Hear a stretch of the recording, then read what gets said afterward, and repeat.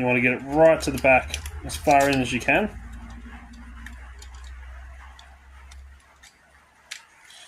A little bit of a wiggle, get it in. Now what I want to do is actually position this so I can get it on top of that tail piece. So now it's sitting on the angle. You've got to literally just turn, which is unlocked.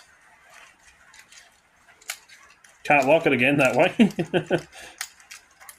But if I can take it out, lock it back, so it's locked. Take the golf club, insert him in.